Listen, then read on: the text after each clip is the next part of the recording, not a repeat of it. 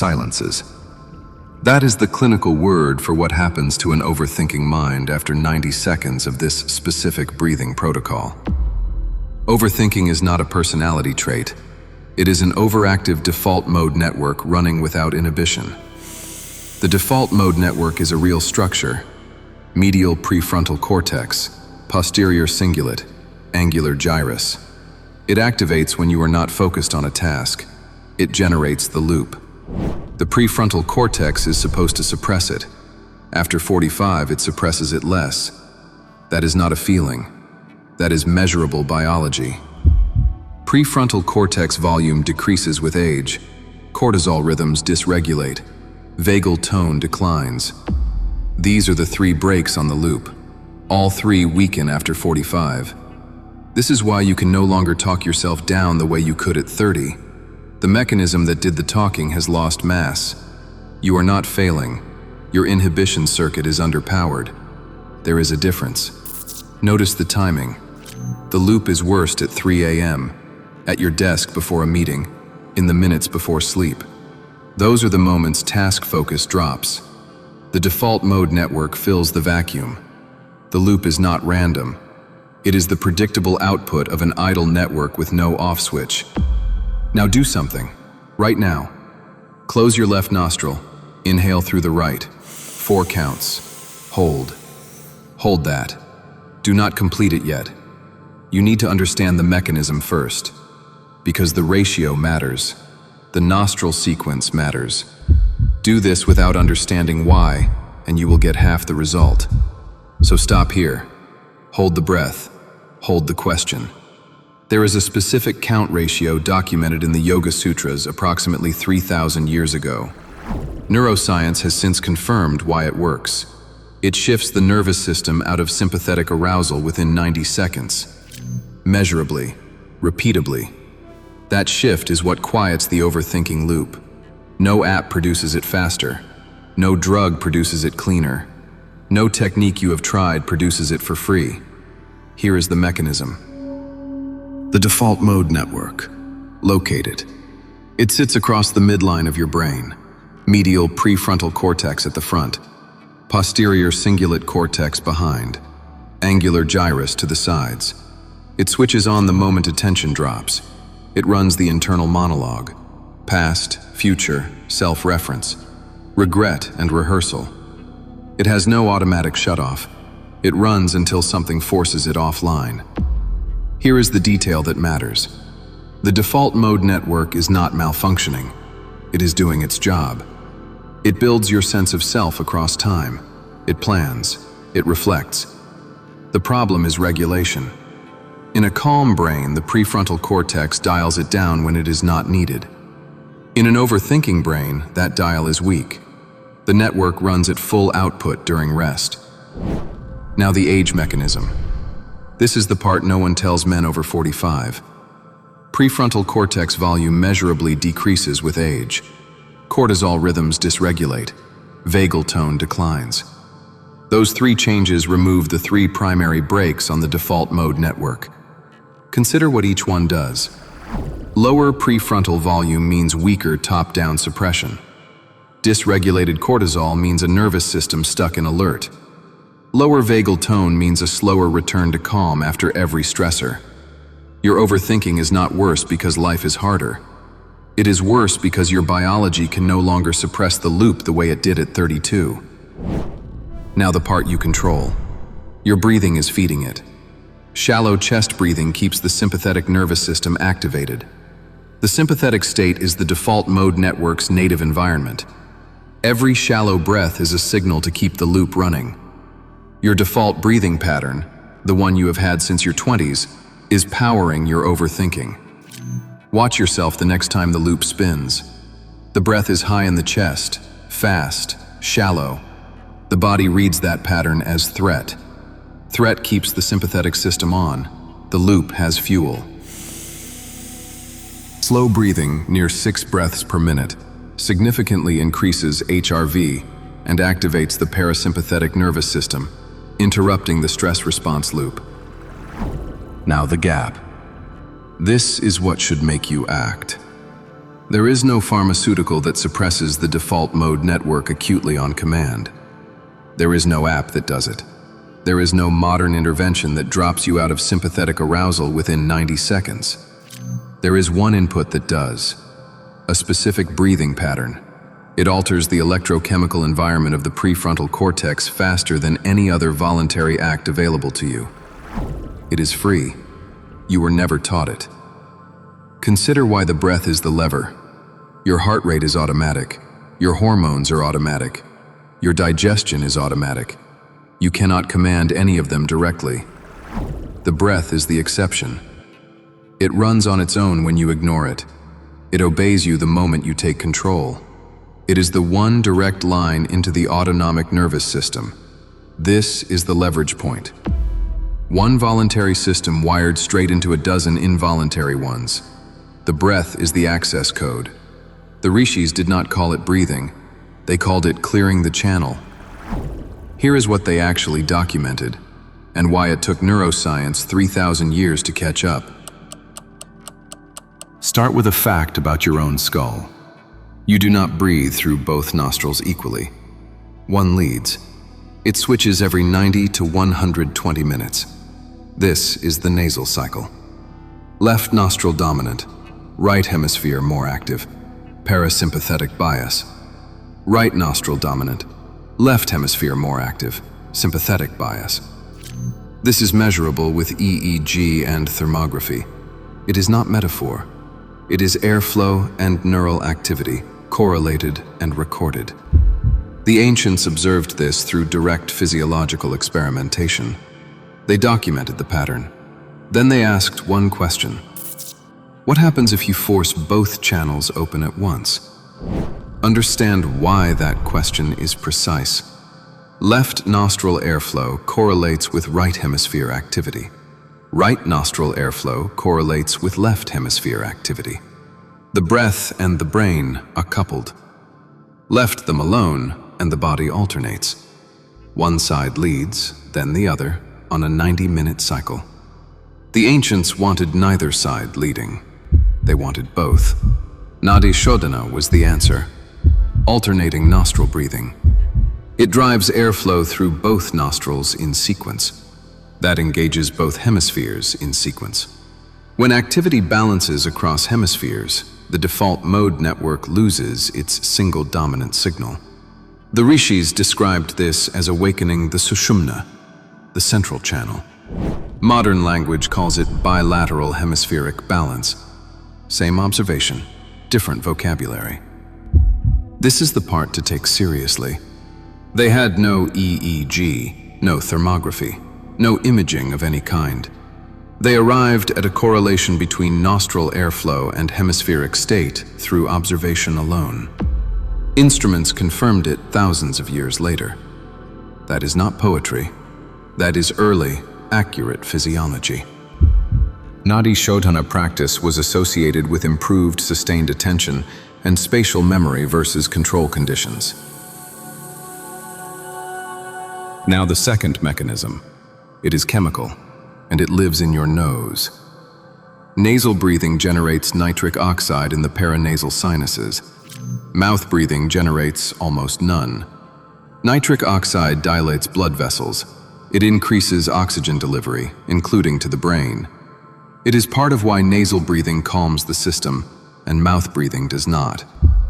The ancient documentation was blunt. Always breathe through the nose. The biochemistry explains the instruction. Nasal breathing generates dramatically more nitric oxide than oral breathing, contributing to vasodilation and improved oxygen uptake. Note what this rules out. Mouth breathing during stress is common. It feels like getting more air. It delivers less of this signaling molecule and keeps the system aroused. The protocol is nasal only for a reason. Now the ratio. This is the part that produces the 90 seconds. 4 counts inhale, 8 counts exhale. The 1:2 ratio is not arbitrary. The extended exhale directly stimulates the vagus nerve. Vagal stimulation drops heart rate within seconds. That is the parasympathetic trigger. The inhale is not the active ingredient. the long exhale is. Most people who try breathwork emphasize the inhale and wonder why nothing changes. They had the ratio inverted. 3 complete cycles of this ratio take roughly 90 seconds. That is the mechanism behind the title.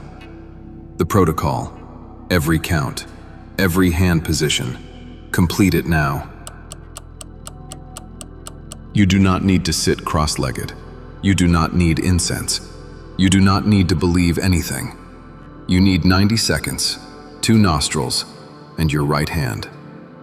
Sit upright if you can, spine reasonably tall. This is not for posture points. An open airway moves more air, and the count depends on airflow. Step 1. Vishnu Mudra. Right hand. Fold your index and middle fingers down to the palm. Your thumb controls the right nostril. Your ring finger controls the left. Step 2. Starting position. Close the right nostril with your thumb. We begin on the left. Step 3. Inhale through the left nostril. Count 4. The diaphragm expands first. The chest does not move. Step 4. The switch. Close both nostrils. 1 count. Then release the right. Keep the left closed. Step 5. Exhale through the right nostril. Count 8. Double the inhale. This is the trigger.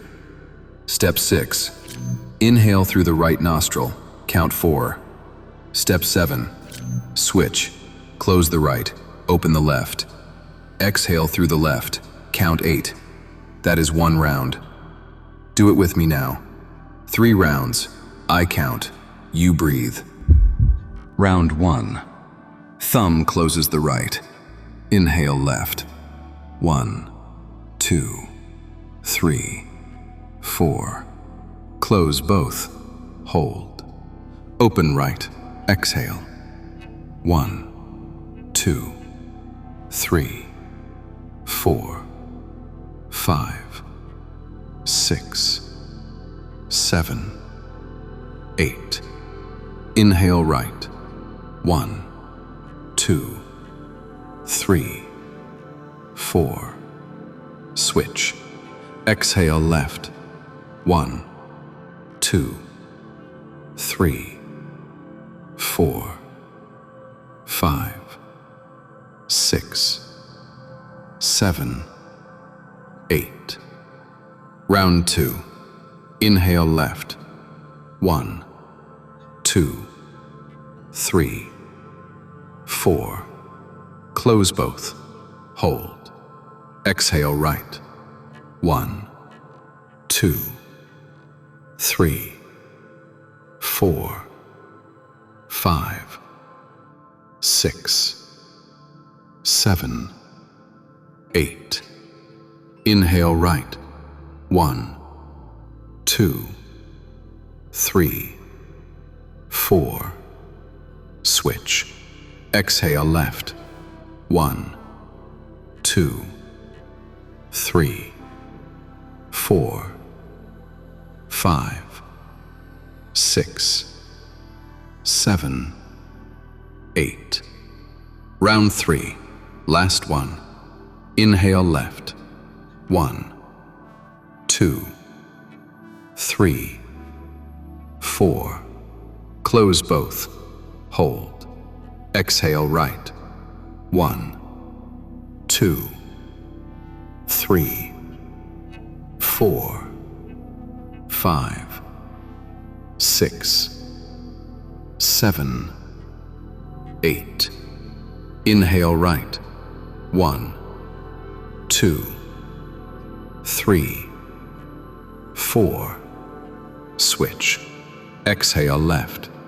1, 2, 3, 4, 5, 6, 7, 8. Stop. Hands down. Breathe normally. That was 90 seconds. What you were noticing, the slight weight behind the eyes, the reduced urgency of the next thought, is a real autonomic shift. The extended exhales stimulated the vagus nerve. Heart rate dropped. Sympathetic arousal fell. That is the chemical environment in which the default mode network goes quiet. Structured respiration with extended exhales produced greater reductions in physiological arousal and anxiety than mindfulness meditation over a month of daily practice. Do not expect drama. There is no flash. There is a measurable drop in arousal and a thought loop that has lost its momentum. That is the correct result. The men who quit breathwork quit because they expected a sensation and dismissed the actual mechanism when it arrived quietly. One session interrupts the loop. Repeated practice changes the baseline. Here is the timeline, what consistent practitioners report, and where the research points. This is a direction, not a fixed calendar. Bodies differ. The pattern is consistent. What follows is what regular practitioners report and what the research on slow breathing supports. Treat the day numbers as markers, not guarantees. The sequence holds even when the exact dates shift. Day 1. The suppression is real, but temporary. The loop stays quieter for a stretch after you finish. HRV rises during and shortly after practice. The thinking does not restart the instant you stand up. That gap is the first proof the break works. Most men miss it because they are waiting for something larger. There is nothing larger. There is only the gap, and the gap is the point. Day 7. With daily practice, the parasympathetic response arrives faster. Not only during the breathing, during real stress. The email, the traffic. The reaction fires a half-second slower. The baseline is starting to move. That half-second is the entire difference between reacting and choosing. Day 21. This is where most consistent practitioners describe a turn. The pause between trigger and reaction widens on its own. Sleep often deepens. Mornings feel less braced. They report the same line. I catch myself thinking, and I can choose to stop. Research on sustained breathing and contemplative practice shows changes in stress regulation over weeks, not days. The exact timing varies between people. The direction does not.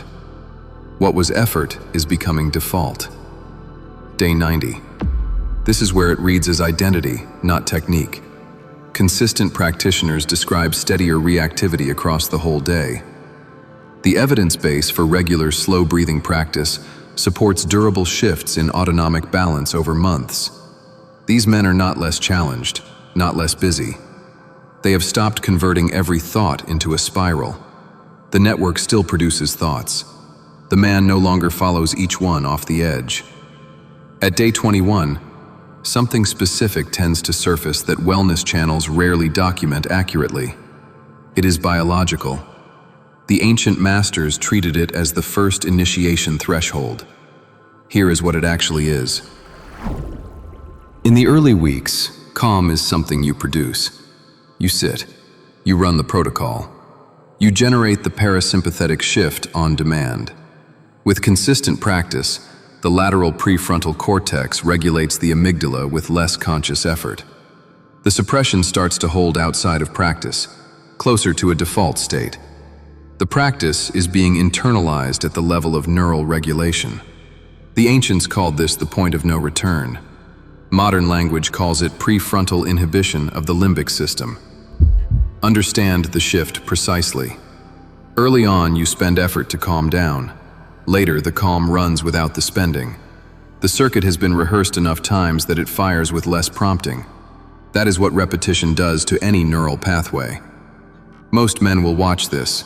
A smaller number will try it once. A very small number will run it for 90 days.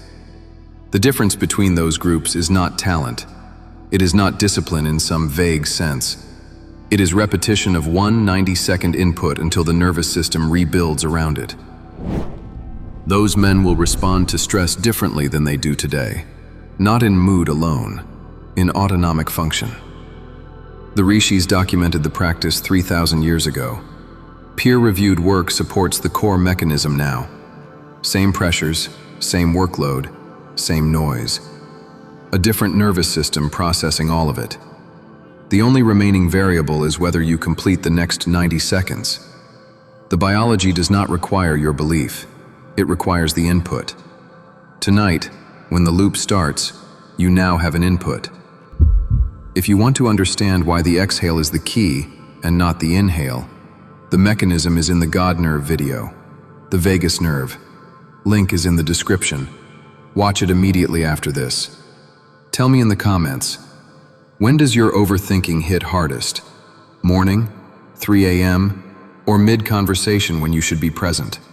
I read every one. And if you have tried breathwork before and it did not work, tell me exactly what you tried. I will tell you what the mechanism was missing.